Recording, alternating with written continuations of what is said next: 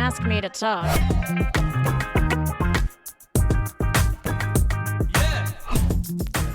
And welcome to another edition of Don't Ask Me to Talk. I'm one of your podcast pals. I'm Eric Reiner. I am your other podcast pal. I am Stacey Heller. Hey, yeah. Hi. The Convo kids are back at it again. We are off-roading with every tangent that we can find, as we do every week here on the Big Show. Exactly. We're on the off-road again. I can't wait to get on the off-road again. I should leave the singing to you.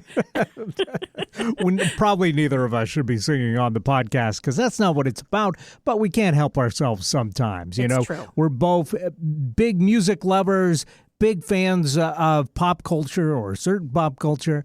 And the whole idea of this show is to have a good time and be a distraction from all the craziness in the world, just to give you some breathing space out there. Exactly. So thanks so much for tuning in or downloading us or however you get the show.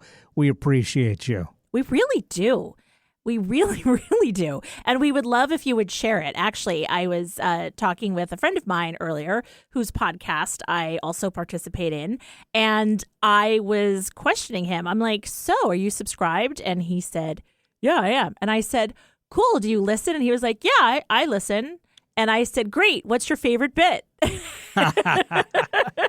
And he's like, the part where you talk.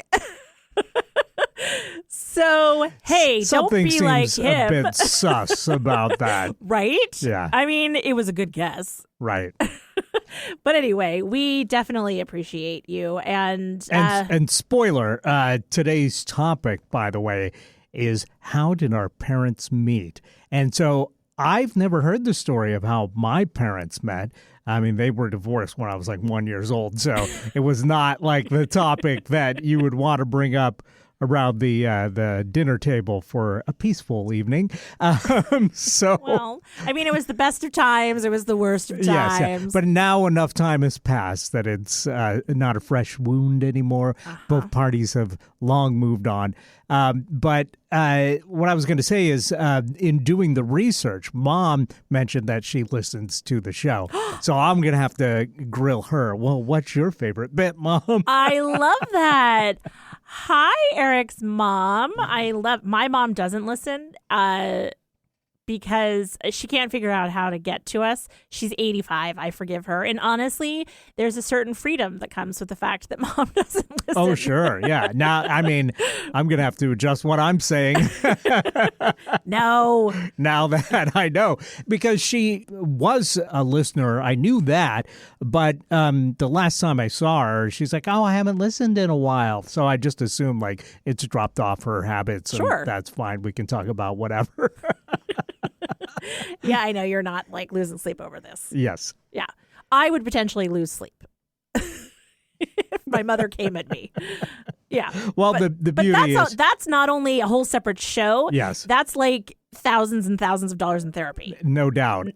But I mean, the beauty is that both of our mothers live in different states than us altogether. Yeah. So they can come at us, but I mean, it's not literally them coming at us. So right. That's a good thing, I think. Mother guilt, though, is like, it's a thing. I don't know. Do you get impacted by that?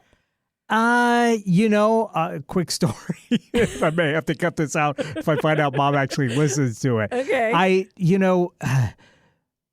We've got a good relationship, I think, me and my mother, and we've always kind of joked around about stuff, and she has a good sense of humor. Mm-hmm. So one time I was teasing her about how she would tease me as a kid. Like she would try and it wasn't teasing in her mind. It was like she's trying to get her kid to eat healthy, right? So she's like serving up spaghetti squash, and I don't like squash. And she's like, but you like spaghetti, as if it's the same thing because it's spaghetti squash, right? It tracks. She had all these little hacks, like she could try and convince me to eat the stuff that I didn't want to eat. And so I was bringing that up to her one time, because we had joked about it in the past. And she started crying and said, I was doing the best I could. And then I just felt like the worst human being on the planet. But I think maybe some hormones were involved at that point. Okay, that's the part that she should take offense with, the hormones, not the fact that, like, honestly, that's a mini mom guilt comment, like the I was doing the best that I could. Like my mom, but the crying is and see, at the same time is what shut that down immediately. If she just said that, I would have been like, keep that's going. True. That's bring it. Right.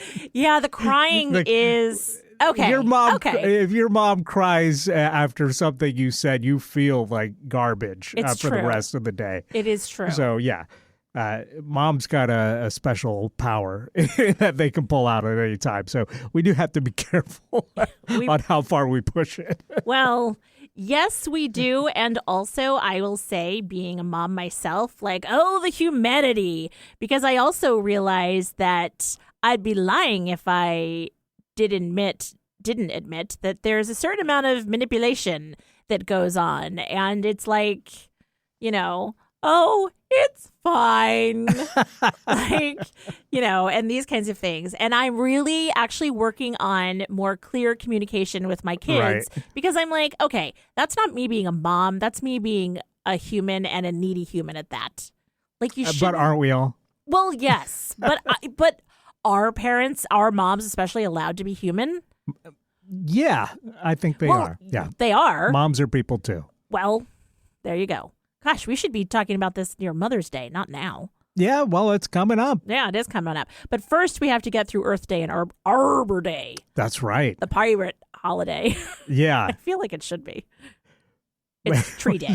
Right. That is correct, yes. You have to walk a plank. That's made of wood, which is from a tree. If you're a pirate, you're saying. Right. Yeah, potentially.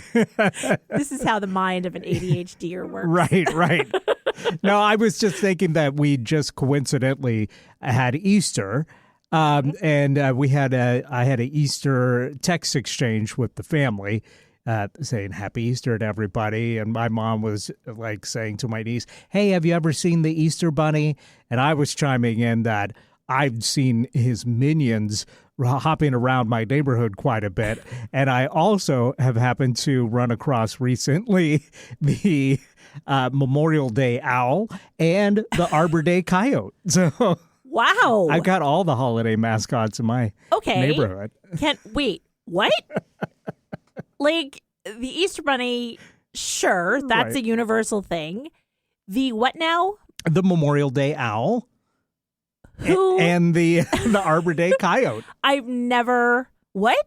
Who made this happen? This is. I made this happen. Because, I mean, if a bunny can be the mascot for Easter for no reason. And giving out eggs. And by the way, I think in France it's like a flying bell as opposed to the Easter bunny. So it really is just arbitrary. Yeah, and giving out eggs from a chicken, that's the whole nother layer of weirdness to it. Then a coyote can represent Arbor Day and an owl can represent Memorial Day. Sure. Okay, sure. Yes, absolutely. Actually, I saw a funny bit on YouTube where it was a guy talking about that, where it's like, oh, today they're picking the thing that's going to represent Easter. And it was like, he's like a chicken. And so he's like, yes, it's eggs. So I'm probably a shoo-in for the mascot, the holiday mascot. And then they cut to him on the phone. Which came first, the idea of eggs helping to represent Easter or the idea of bunnies helping to represent Easter? I don't know. Yeah. Which came first, the bunny or the egg? It's that great debate. Well, because one definitely didn't come from the other. Right. I don't know. The whole thing is kind of silly. But did you have a nice Easter? Yeah. It was pretty good. Yeah, Dad came over. Gertie got her extra meal. I gave her a little bit of ham, and she wolfed that down in like 20 seconds because she's like, I got to eat this ham so I can beg for more ham. Yep. She did not savor that at all. No. Yes. I mean, that's... And then hassled us for the rest of the evening until we put it away. Of course. Oh, my gosh. Did you get an Easter basket? No, we're all adults. So I don't understand. How does one relate to the other? I have adult children, and two of them live elsewhere. Two of them are more local, and we have a tradition. So I grew up with a tradition in my family of origin. Because just like our listener last week that wrote in to Dear Krabby, yes, you've got children that have moved back in with you. Well, not yet, but imminently. About to move back in with you for the next 6-7 months. And so growing up, the Easter Bunny, it was really my dad, would leave a jelly bean trail from each of our bedrooms, and then they would converge, and then he would hide the Easter basket. So it could be out on the front patio or the porch or the garage or the kitchen table or, frankly, in the hallway if he was feeling lazy. And so that tradition has then extended to my kids. And so this year it was pretty easy. I just had to leave a jelly bean trail from the front door. But were the kids home? No. Oh, okay. They both arrived. It was, they arrived around noon. Okay. And so then we did like a brunch type thing. So they were home. Well, yes. That's what I'm saying. But they didn't I didn't have It wasn't just you by yourself. All by myself. With jelly beans. No. It was, they arrived and the jelly bean trail didn't have to go from their rooms. It could go from the front door. Sure. Anyway. Now, I can see that if you're continuing a family tradition thing. But for all of us involved at on our Easter celebration, there was literally no children of us. Gertie is the closest to a child that was there. How do you get your chocolate bunny? She doesn't want... she can't eat chocolate. That's bad. Yeah, she can't eat candies. But the ham was like a candy for her. That's true. Candied ham, especially. But when we did our weekend walk, the park that we go to, there were people out there doing their Easter egg hunt along the trails where we go. And I thought, well, that's stepping it up because there's plenty of places for eggs to hide. I think they could be coming back in 2-3 years and finding leftover eggs because those are it's pretty well forested where we go. So that's quite a challenge. I used to do, because of course I did. Hey, listener, can't you tell I'm the kind of mom that did this? I organized an egg hunt with my friends and family back when we lived in Connecticut and the kids were really small. And then I actually brought it to our neighborhood when we moved here. We were a new neighborhood that was forming, and it kept going for a number of years. I mean, we had hundreds of plastic eggs that we filled. And then I stopped doing it and I passed the baton, and the baton was dropped and decayed, and it's over. And actually, my youngest, Charlie, was commenting, it's so sad to not have the egg hunt anymore. So I thought that was cute. He has a happy memory. He could bring it back. He could bring it back. Yeah. He's got nothing to do for the next 6 or 7 months. That's right. If he's still with you next Easter, then make him do it. Yeah. Okay. Speaking of actually Dear Krabby. Yes. So should I... Which for listeners that are joining us for the first time, thank you. Mm-hmm. And I know you're heavily confused, so please go back and listen to some of the previous episodes. But Dear Krabby is the fictional advice columnist that Stacy and I have come up with to answer your queries. If you need advice, we're here for you. We're combining our life experience here, and that we've got at least a century of experience between us that we can apply to responding to your queries, to your questions and requests for advice. So write to us. Just write Dear Krabby and your question. And again, you can be anonymous if you like, or we can give your name, whichever you prefer. But just put that in the email. And the email is asking@don'taskmetotalk.com. Of course, you could text us or leave us a voicemail. We'd love to play a voicemail with one of these questions, too. So right. You can do that by calling and leaving a voicemail at 475-999-2726. Beautiful. Yeah. And again, you don't have to disguise your voice. And 24/7. Yeah, totally. Operator is standing by. Like waiting with bated breath. So inspired by last week's question, person that asked a question, Empty Nester No More, I think was their name. Right. We had sort of a follow-up. So that person, I don't know who they are, is dealing with the imminent return of their adult children living home for a period of time. This question is about kids that are returning maybe from college, so just for sort of the summer season, or frankly, it could even be any age kid who, now that they're not at school all day, they're going to be around the house.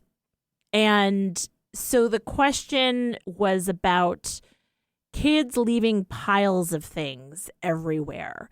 You know, you probably have a rhythm in your house, whether your kids are gone off to college and then they come back, or whether, you know, they're at various ages and stages. You've got a rhythm when they go off to school and, you know, you adjust. Then they come home and it's like, oh, now they, you know, got breakfast and the stuff is on the counter, or they left their shoes, or the wet towel from going and hanging out at the beach or the pool or the lake is left somewhere, or laundry is dropped on the floor, et cetera, et cetera, et cetera. So stuff is left everywhere.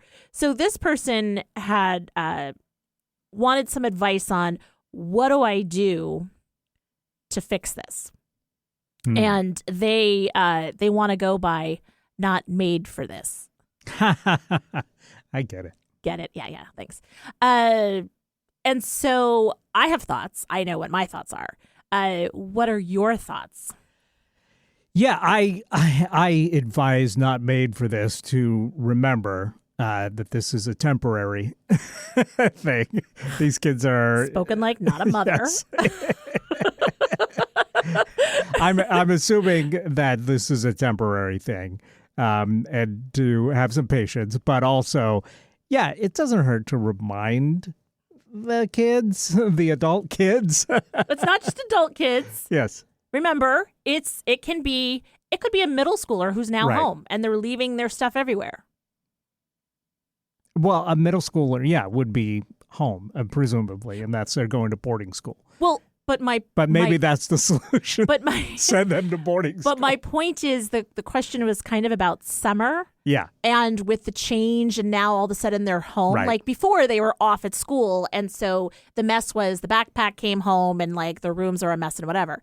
Now it's going to be stuff probably everywhere. Yeah. So remember, summer is temporary. Right. Take a deep breath. I think that's important. And just remember that all this will pass. I mean, even as much as they're going to be adults someday and be out of the house and you can do whatever the heck you want. Okay, you're not crabby enough. I think that's important to remember. You are not. This is crabby. Just my first thoughts. But let's get to your thoughts because you've got more hands-on experience with this. Yeah, I have thoughts. So here's my thought. Now, this can work for really any age. How you do it can adjust. Let's say you have a kid that is in high school and above, and they leave a mess. Well, not made for this. Since you're not paid to be their maid, if you're forced to, then send a Venmo request for some amount of money that when you have to clean up their mess, you're at least paid for it. Now, I'm not saying like $50. I'm saying it is So the middle schooler with a Venmo account. What did I say? Do you listen to me when I talk? I said 16 and up. Okay. You know what? You're just like my husband. You don't listen to me. I'm like, wah, wah, wah, wah, wah, wah, wah. I do listen, but you had also said previous to that. But I'm thinking that the younger kids, potentially if they get an allowance or whatever it is, it's a ding against it. It's not about the amount of money. it's the idea that, as you get older, part of living together as a family, I feel, is preparing these kids that become adults to like have a roommate or, somebody that a significant other that they maybe live with, or even somebody that they share a cubicle with at work or an office. It's like there's courtesies, there's roommate courtesies, right? Right. So for me, I'm just thinking kids, they feel like the pang in their pocket.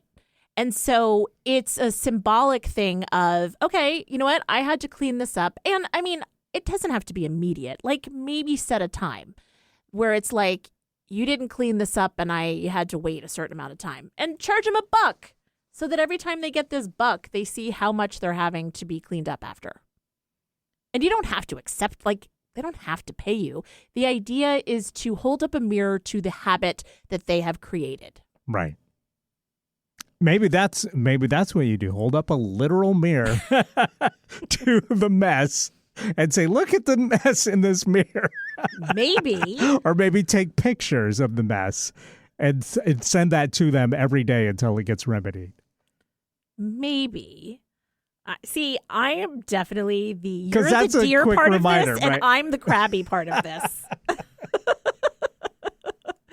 I'm like, I do not need to clean up your mess. And absolutely, yes. And, like, there's, depending on whether you have one kid in your home or... Is it a mess outside of their room, or is their room outside, a mess? not their room. Okay. Their room is their space. But that's a lot of parents get upset about like a kid having a messy room, but it's their like room. My mother. Like they should. I feel like that is like one of those things where you should definitely take a deep breath. 100%. And realize that they're going to move out eventually. 100%. You can do whatever you want with that room. I agree with that. But in the meantime, as long as it's not a literal fire hazard, then it's their space. I actually... They want to live like a slob. I agree with that. Yeah. 100%. I wasn't raised that way. My room had to look like it was guest ready, basically all the time.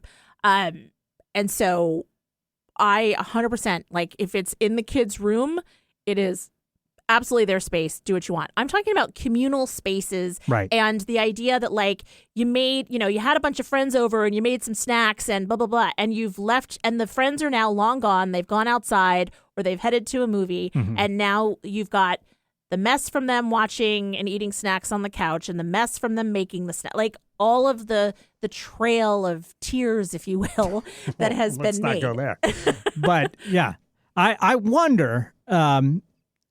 I wonder because clearly like messes bother not made for this. But I wonder if they could potentially go, I'm not cleaning it up. And then it's just going to live there until, and you can mention this to the kids, but just let the mess live there until they clean it up. Because they're not going to want to invite their friends over to see the mess that they never cleaned up, right? Yes. They're inviting their friends over because they've got this clean, nice area that their parent is taking, is cleaning up for them and making nice for them. It's true, but now I have to sit in their popcorn kernels because they didn't clean it up. If I wait for them to clean it up, it could be days. It could be, yeah. So now I have to sit in their filth. But they also have to sit in that filth. They don't care. I care. And I am inserting myself in this. This is actually not my question, but I have felt this one before. And, it's like the peanut butter knife that's left on the counter. So I've got to leave that there for days. Yeah. But send them, like I said, send them a picture every single day until they clean it up. I don't know. Of it. You know what I'm going to do?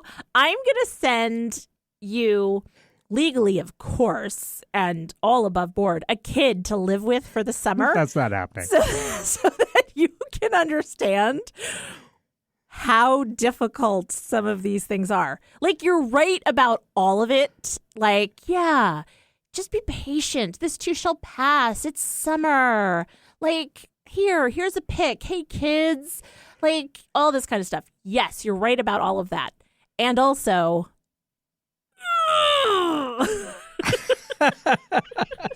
I mean, and like I said, it all depends on if you've got company coming over. Of course, you want the house nice for that. But if it's something that you can live with to really drive home a point, I think let it sit there until they go, hey, why is mom not cleaning this up? Because it's not her job. Oh, yeah. Right. Okay. Well, and it may take them a while for that to dawn on them. But once it does, isn't that like a lesson they'll live with the rest of their lives? Yes, your mom's a slob. No, you're right. They need to learn to do it. And yeah. All right. So, hey, not made for this. You have a bunch of options. Some are more dear, some are more crabby, but you have a whole bunch of Keep in mind, this suggestions. is the second question that we've answered, so I may not have, all the advice dialed in yet, but I'm working on it. Okay. We're working on it. It's fine. Yes. Well, and, give us some questions that aren't parenting questions, because only one of us is a parent here. But, Good point. But an outside perspective is sometimes good, though. Yes. Because yes, you're parenting, but you're also parenting people that are humans, and I have we all parents. have to do right. Exactly. I have parents. I was a child, so this is true. Possibly This is true. still am. I don't know. Okay. All right. So, should we take a quick break here? Let's do that. Okay. We'll be right back with more Don't Ask Me to Talk.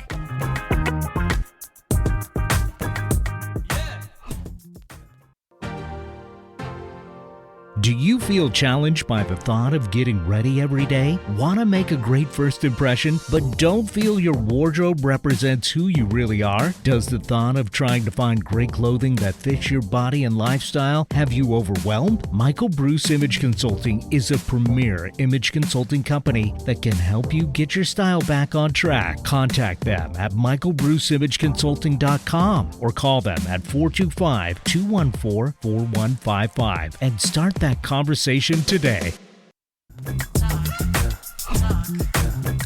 And we're back right here on Don't Ask Me to Talk. I'm Eric Ryder. I am a refreshed Stacey Heller. Yes. I had to take a deep breath. I had a double Diet Coke. Remember, the podcast will be over pretty quickly, so you only have to put up with me for a short period of time. It's fine. It's fine. All right. Hey, so what else is going on? Oh, what else is going on? We got the news on Monday that the Pope passed away. Did it make you think of Conclave? It did kind of make me think of Conclave, but it also made me think about you because we talked about this on the show. You're born and raised Catholic. I was born and raised Catholic. I am not Catholic anymore, but I think for both of us, this Pope was probably the first Pope that we felt like, oh, yeah, he actually kind of cares about what the Christian teaching was. Yes. And the future and being inclusive. And modeling that. Yeah. And so it is a sad thing. But really sad. I think J.D. Vance killed him. There, I said it. Wow. Because he saw him the day before. I did not know that. He saw him on Easter Sunday. Yeah. And actually, it was funny. Somebody tweeted, hey, JD, do you want to see my mother-in-law? Did he do... Jeez. People are mean. Did he but do to also the funny. Pope what he did to that trophy? I don't know. Wow. But he saw him the day before. Okay. I did not know that. But the day before was Easter. Easter. Yes. And what I wanted to say was... Maybe he's coming back in 3 days? No.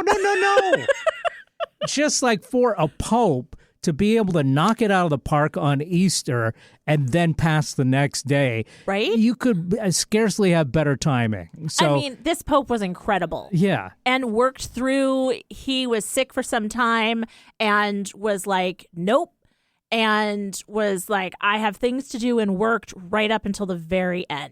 Yeah. I mean, really, whatever your belief system is, it really shouldn't matter. This is just somebody that really did a lot for the Catholic faith. Yeah.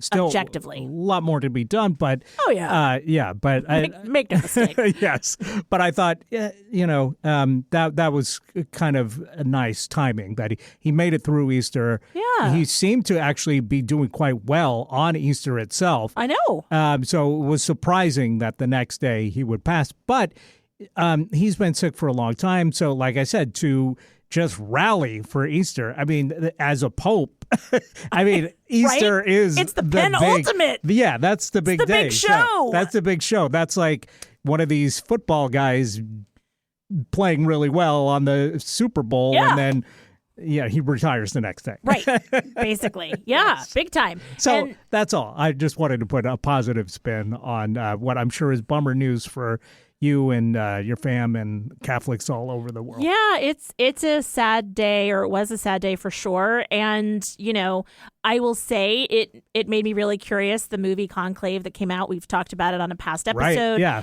Great movie if you haven't seen it yet. It was a really great movie, and I know that there are a lot of really diehard Catholics that had a hard time with it, and it seemed like it was a crazy twist and these kinds of things. But it made me curious about, leading up to who would ultimately be appointed in the movie. Yeah. It makes you wonder, like, it peels the curtain back on the process and just how this works. And so it's going to be an interesting next 20 or so days for the Catholic Church. Yeah. So hopefully they are not blind and they choose somebody that is worthy. Fingers crossed. There we go. There we go. So then the other thing, I have been still plowing through 7 seasons of Orange is the New Black. And I got to say, season 5 has really surprised me so far, because the end of season 4 ends with somebody dying. One of the prisoners dying, and actually one of my fave characters in the show, and then a riot breaks out because of that. And I gotta say, this show has really surprised me with how well they deal with grief. I actually found myself kind of tearing up during this show. And the other thing is that the person that dies in the show, I'm trying not to give too many spoilers for people that want to catch up on this came out like 10-year-old show. But they've dealt with every aspect of this surprisingly with a lot of sensitivity. If for a show that can be quite funny at times, this was really well done and really well grounded. And it also dealt with a black prisoner being sat on basically until they died. It was. And so I had to look this up and go, was this in response to George Floyd? And it was years before. So they were really ahead of time. Yeah. So that's interesting. So with that respect, I was just like, oh, wow. With that context, it was like, yeah, I got this show I got to give a little more credit to than I had previously done so. So anyway, that is to say, I continue to recommend this show. I'll let you know if I get to the bad season, but so far so good. All right. Well, that's good. I'm still on White Collar, still talking about how cute Matt Bomer is. And just reeling at the fact that he's gay to honor my mother's comments every time that she watches the show. It's a running gag now. But it's a great show. It's enjoyable. So it's not a cultural blind spot per se, but well, I guess in the sense that I've never really properly been to Arizona.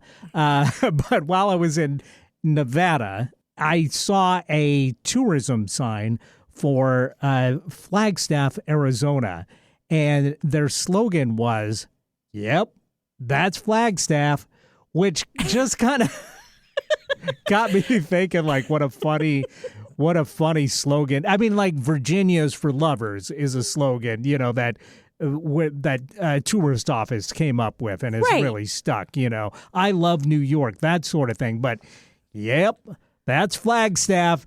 Just really made me think that's the sort of thing you hear, I was left on the side of the road by a one-legged hooker who pushed me out of the car, and then them responding, yep, that's Flagstaff. That's funny. Yeah. And meanwhile, like, what is like the only things that I know about Flagstaff are that it's considered a dark city. Dark city. Yeah. So apparently, Flagstaff, they are doing something about instead of noise pollution, light pollution. Right. And so it's considered a dark city so that you can see the stars. So I was dropped by a UFO In the middle of nowhere. in the middle of nowhere. Yep. That's Flagstaff. Yeah. So I was lost wandering the streets at night because they're too cheap to turn on the street lights. And I couldn't find my way home. Couldn't find my way home. Yep. That's Flagstaff. Yeah, totally. Yep. And it's big for ghosts. I think there's a lot of ghosts in Flagstaff. It's a fairly haunted area. Oh, I did not know that. Yeah. Yeah. So, and then I think the people in Flagstaff are like Flagstaffians or Flagstonian. What is it? Yeah, we should look it up because they could be Flagstaffers. Yeah, Flagstaffers would make sense. Yep, only in Flagstaff.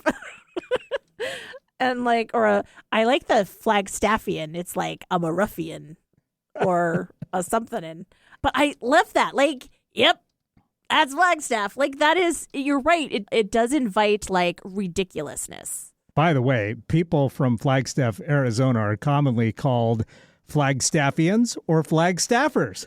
Hey, look at you. Some people also use the term Flagstonian. Oh, So I was in this crazy town where they couldn't make up their mind what the hell they were called. yeah. Yep, that's Flagstaff. I feel like we need a tagline like that. Right? Yeah. We I was talked listening about- to this crazy show where they talk nonsense for a full hour. Yep, that's DAMTT. Exactly. I mean, it kind of works. Yeah. So I'm not sure if that's 100% successful of a slogan. It certainly got us talking. Well, so and there's that's the that. point. Yeah, but I'm still very confused on what they're trying to convey with that. So maybe we'll have more thoughts on this in the coming weeks. Yeah, well, and I feel like I should add to the wheel of topics. I feel like it's a button that you could put on almost any sentence. Like anything. this toast is burnt, Yep. Yep, that's Flagstaff. That's having a stroke. Right. But I feel Well, now this is going to turn into a Jeff Foxworthy style bit where it's just like, you might be in Flagstaff if... you smell burnt toast. Right. Yeah. Yes. A good topic though could be state mottos. Right. Right? What they really are and what we think they might be Totally. or should be. Yes, let's do that. I'll add it. I'll talk to my person, B, Yes. and tell them to add it to the wheel of topics. I like it. But speaking of topics, we've got a juicy one for today. We're going to spill the tea on how our parents met. Yes, we and are. maybe even spill the tea on how you met your husband. Yeah, totally. I wonder if Gertie can tell the story of how you met the girlfriend. I met the girlfriend well before Gertie, so Oh. I doubt that she would know, but You're supposed Yeah. to talk about it. It's the meet cute. it's entirely possible. All right. Well, all right. Keep listening. We'll be right back. Stay tuned.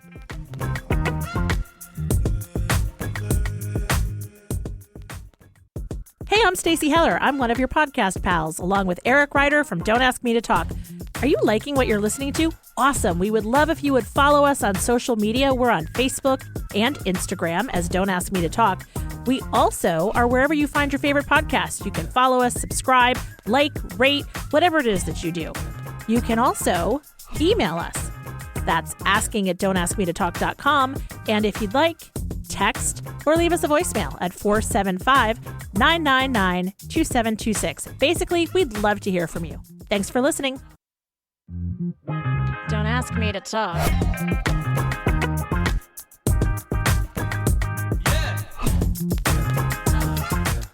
And we're back right here on Don't Ask Me to Talk. I'm Eric Ryder. I'm Stacey Heller. This is a part of the show where we get to our top topic of the week, which as our listeners know, we pick with the Wheel O Topics. Very scientific Our dear, method. dear friend, the Wheel O Topics. Every week we spin it, and it gives us a topic to talk about for the program. And as I like to do every week, I'd like to remind folks that you're the one that's responsible for putting these topics on the Wheel O Topics. Mm-hmm. So I like to get a little insight on what inspired you to add this to the list this week. Okay, so the topic is, how did your parents meet? Mm-hmm.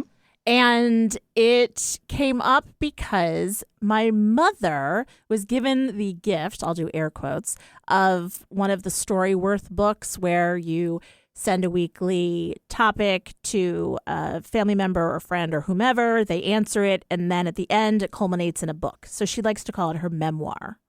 And so her best-selling memoir. Exactly, that there's going to be exactly 3 copies of. And so It's sold out. I mean, that's true. Actually, that is true. And so Limited edition. one of the questions was, how did you and Dad meet? Yeah. And so it just made me think about that. I know how my parents met. I was wondering if you knew how your parents met. And then I thought it would be really interesting to see if my kids know how I met their father, my husband, Pete. That's right. So we've got special guests for this segment. A rare thing here on the show, but rare thing. Very happy that we do. So why don't you introduce who we have with us? Well, today we have 2 of my 4 kids. We have Will and we have Grace. No, they were not, in fact, named after the television show of the 90s, Will and Grace. It's just that I liked the names. Hi, guys. Hello. So I tried to get Annie and Charlie to join. However, they're both sick. Charlie's probably just ignoring me, actually. And Annie is sick. So you 2 are going to have to carry the mantle. And I'm wondering if each of you know how your parents met. Well, I have an idea. Yeah, same here. I think I know like the high level of it. Might get lost in some of the specifics though. This is Yeah. interesting. All right. Yeah. So Will, how did Dad and I meet? Well, I think like gotta like step back and like start with some context. I think like Dad knew your brother, my uncle, Jay, because they were roommates in college together. And so I think that's like the starting point is like he knew, you or your family back from college. And then I believe it was at a wedding where he met you, but I'm not sure whose wedding it was. And then I think from there, the rest is history. Nice. Okay, Grace, what is your version? I think the same. Well, similar. I think that they were roommates after college, but the roommates still stand. And it was at Jay's wedding. You were a bridesmaid. Dad was a groomsman. And the part of the story that I definitely know is that you were drinking gin and tonics, and Dad walked up to you and said, "That's a lot of limes." And you had like, I don't know, 3 limes in your drink, and you threw it over your shoulder and you said, "What limes?" And he said, "Can I get you a drink?" And you said, "Yes, you may." Okay. And then there's some details about jumping into a pool with all the clothes on, and then there was some others. I don't know. There's details, but as Will said, the rest is history. Okay, that's pretty I good. feel like you set me up for failure to go first. That's crazy. No, but you got it. I mean, yes. Yeah. Dad, in fact, did live with Jay post-college, but they knew each other and were good friends and lived nearby during college. And it was, in fact, Jay and Mary's wedding that we sort of re-met. I was now legal age to date.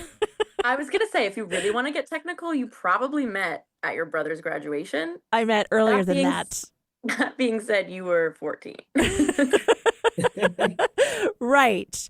So fast forward 5 years and I was now 19 and looking so cute in a polka dot bathing suit. But anyway, yes, we spent time during the wedding weekend together. And actually, the lime and gin and tonic story is 100% true, except that happened at the engagement party, which is how I knew that I was going to use my womanly ways to attract him at the wedding. Now, I'll be honest, hearing all this, I honestly thought that you and Dad never spoke before the actual wedding moment. I don't know why I didn't put two and two together that you would have hung out the wedding weekend. We totally hung out. Everybody hung out. It was the bridal party. So, yeah, what did you think? We just I don't know. Interesting. Yeah. So there was the engagement party that happened in the Thousand Islands, and the whole lime situation 100% happened. It wasn't over my shoulder. It was over the edge of the balcony that I dropped the limes. And I was like, ooh, he's cute. And so then I made sure that at the rehearsal dinner a month later that he sat next to me at the rehearsal dinner, because as the mother of the groom, Mom was doing the seating chart. And so I may have manipulated that. Now, Incredible. At any point was the line, "You can't spell citrus without us," ever other? Ooh. No, but I feel like you've given both of my children a pickup line. That's good. Sure. You cooked with that. Yeah, you did cook with that, Eric. Okay. Yeah, so I'm fairly impressed. Okay. Thank you. Yeah, well done, you two.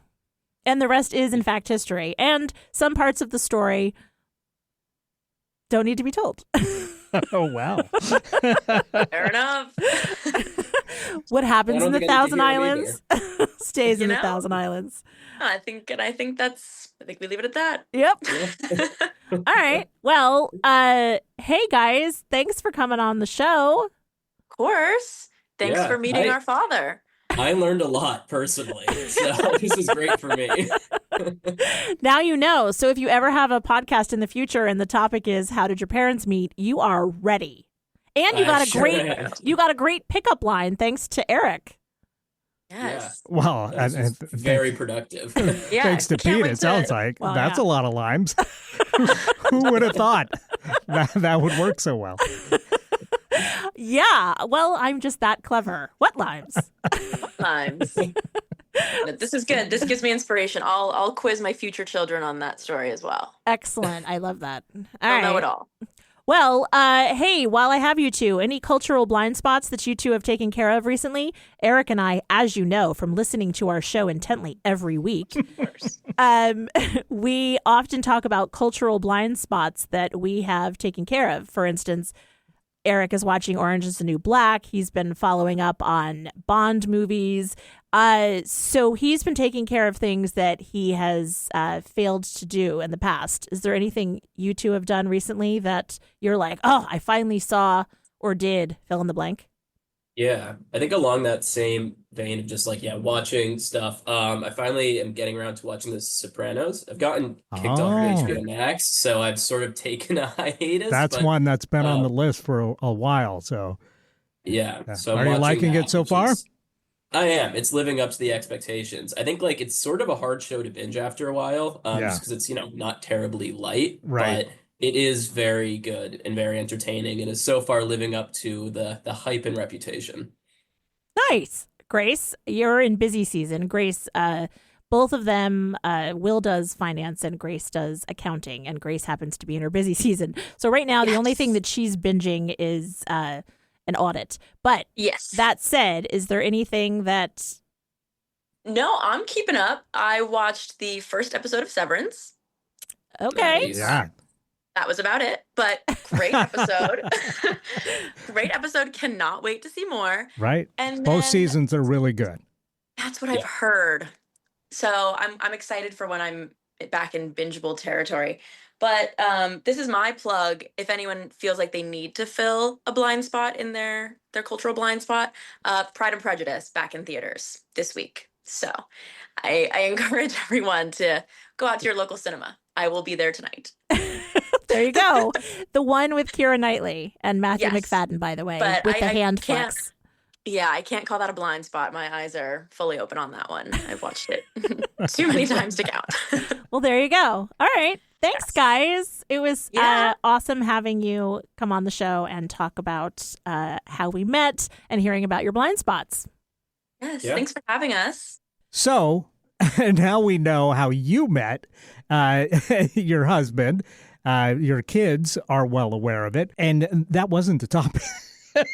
It was how did our parents I meet? know, but I was curious if, But I do like the fact that they are well aware of the story. yeah, I think that's cute. Yes. Yeah, that is cute. And I figured, like we're putting it out there. These topics that I try to bring up on the Wheel of Topics, it's meant to not just get us thinking, but also get our listeners thinking. Yeah, and talking. Exactly. And so having a conversation about how did your parents meet? Like, do you know that story? I mean, you and I coming up with this topic, you actually had to research it. I know my parents' story, but you didn't know your parents' story. No, that is true. That is true because, like I said, they they got married when they were very young, and they got divorced when they were very young, and I was very young as well at that point. They were 17 and 18 Wow. when they met, and they got married the following summer when they were 18 and 19. And they are literally a year apart because their birthdays are in the same week. Wow. But they could not be more different as people. So as I hinted at last week, I don't understand how they ever got together. But I kind of was thinking like, oh, they were teenagers, so they must have met in high school. But actually, they went to different high schools in the same town, right in California. Okay. And so apparently they met at a place called the Agape House or Agape House, which my mom says was like, a place where, peaceniks. Okay. Okay. So they were like woke, to use like today's vernacular. Right. Okay. But at the time, Vietnam was still a thing.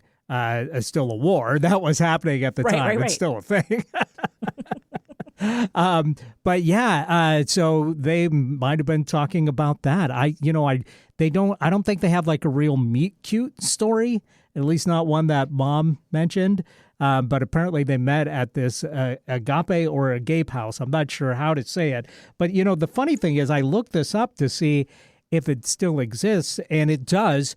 But it says that it's a BIPOC faith-based agency that empowers young single women. So it's evolved. Well, I don't know if it's a whole different thing than what they were involved in. And you said it was but a Gape house? That's what it was called? Yeah. Okay. But they are definitely not BIPOC. I mean, they're like, they're mayonnaise, like me, mayonnaise Americans. Nice. Both of them, along with Translucent. me, belong in Pale Force. It's, yeah. So I find that surprising. Is but, it in the same place, though? Like where they met? Well, I mean, location? it's an organization. Like, Okay. It seems like it's a nationwide organization. Okay. But I'm seeing different ones of it. So because there's like So almost like a Boys and Girls Club kind of vibe, I'm right? guessing, for the woke. well, Well, I mean, I'm using that like sort of tongue in cheek, but the fact that they were like, obviously they were aware, they had some thoughts about what was going on in the world around them. Yes, yeah. They probably were reading like slam poetry together. I don't know about that, but they were I'm trying to create a meet cute, Eric. they were peace activists, I guess. Not necessarily in the home, but definitely for the for the world at large. They were all about peace. And so they met up there, and then they I guess continued dating for a year, and then got married. Now I feel like you can cut this part if you want. How long after they married were you born? Not long. So like any chance that Oh yeah, it's entirely possible that that my mother was pregnant with me when they Okay. were married. Yes. okay. All right. I don't want to This was the 70s. Well, yeah. No. I'm just, I'm like, they were so young, and I feel like as much as they may have been on the cutting edge, like in terms of like being socially aware and that kind of thing, there's still societal pressures that they may have felt. Yeah, that timeline is a little bit fuzzy for me on exactly when. Right, because you don't really want to ask the question outright. Right. I don't necessarily even know like when their wedding day was. So I have no idea. But it's interesting. I didn't know about the agape house. I'm thinking it's got to be agape. Maybe. I don't know. That sounds weird to me, but then like a person's mouth is agape. They're like, what? What? These things are going on right now? Yeah, it's entirely possible. But it also seems to be like a standard name for a bunch of different organizations. So gotta have to find out what that's all about, because this was context that I never had before. All I had was why each one of them was a bad person, according to the other one. Well, growing up. So there you go. I mean, yes. But now here's the thing, like, not literally a bad person. No, I know what you mean. Like why they did not get along. Of course. Yes. I think people get it. I think though this goes back to why this becomes a topic, and it becomes like an interesting talking point. Yeah. Because I think so often with divorced families and stories that don't work out, it's like, okay, it didn't work out, but something happened for a minute that, there And by the way, we're half the population. Right. Or more. Right. And so, I think it's just sort of interesting because it does give a little bit of familial context and everything. And it also says something about like the origin story of your parents, like what was going on at the time culturally, who they were when at the age that they, met and that kind of thing. So I'm just sort of curious. All right. Well, now we know. This was an interesting topic for me, but we still haven't found out how your parents met. We found out that it's included in this best-selling memoir from your mother, but the details of which have not been shared. It could not be any more 1950s. Mom was 16, Dad was 18. Mom went on a double date with... A lot of teenagers getting busy in these stories. Right. Well, no, my parents did time. Not get busy. Until their wedding night. Busy in the sense that they got together. That's all. Okay, I just needed to clarify that, right. As my mother so often did. So she was 16, he was 18. She went on a double date with whomever the guy was, and the other couple was my Uncle Teddy, my dad's brother, and his date. And my Uncle Teddy was like, have I got a brother for you? Because this guy that you're on the date with is a dud. And so he and another friend set up my mother and my father on a date. And literally that was it for them for 51 years. And then sadly, my dad passed away. But Joan and John, 1950s, like it was for them an epic love story. But that doesn't actually say how they met. Well, so what then, happened when they met? Then they went on a double date, another double date, and they went with another couple, and they, I don't know, probably went to a diner or, a place and had pie and all that kind of stuff. And they had a great time. And my dad did not play it cool. He immediately called my mother and asked her for another date, like shortly thereafter, and was like, yes, I want to see her again. And so I think there was a safety in numbers thing with the double date. Yeah. And so they did the double date thing, probably went and got pie or had a milkshake. I don't know. What did they do in the 50s? Listen to music on the jukebox in their poodle skirts. And, and, it was like, boom, they instantly got along. And like I said, Dad did not have the cool pickup line. No siree. He just was like, hey. And by the time, like a year later, they were pinned. I mean, it's so 50s quintessential. Like, they got pinned and they went steady and all that stuff. What does that mean? They got pinned. So back in the day, if you were part of a fraternity or sorority, you had a pin and you would wear your boyfriend's pin. And so you were pinned. And so it meant that you were going steady with this person. Okay. It was like, it was the big, it was like the going out, going steady, like in a relationship, the Facebook status thing. Like that's what it was in the 50s. Got it. Yeah. So mom got pinned by dad and not in that way. Remember. They didn't get pinned until their wedding night. They didn't get pinned until their wedding night. So anyway, so that's how mom and dad met. It's very sweet, actually. Yeah. So idyllic, it's almost annoying. Oh, very nice. Yeah. All right. Well, now we know. Now we know. All right. Let's find out what our topic for next week is. Let's do it. Obsolete item in ... Okay. This one is about an item that is going to be obsolete in 20 years. Oh, okay. How are we going to know? I think we can guess. I think, it's sort of like how selfie sticks became obsolete. Like, did they? Well, they're not as out there. All right. So obsolete, I suppose, is like a very definitive term. So I don't know. Like, could cars become obsolete in 20 years? Could we all be in the skies like the Jetsons? We could, or possibly we're all in self-driving taxis rather than owning our own cars. Right. Yeah. I mean, so again, it's just sort of like an interesting, like, let's use our crystal ball. We get to play futurist. Exactly. On the next episode. Exactly. So, right. Hey, everybody, make sure that you're subscribed so that you can listen to that hot topic from the Wheel O Topics. Yeah. And I'd like to add a tag to this that let's think about some things that we thought would probably be around forever, but are now gone the way of the dodo. Who you calling a dodo? I like that idea. That's good. All right, let's do it. All right.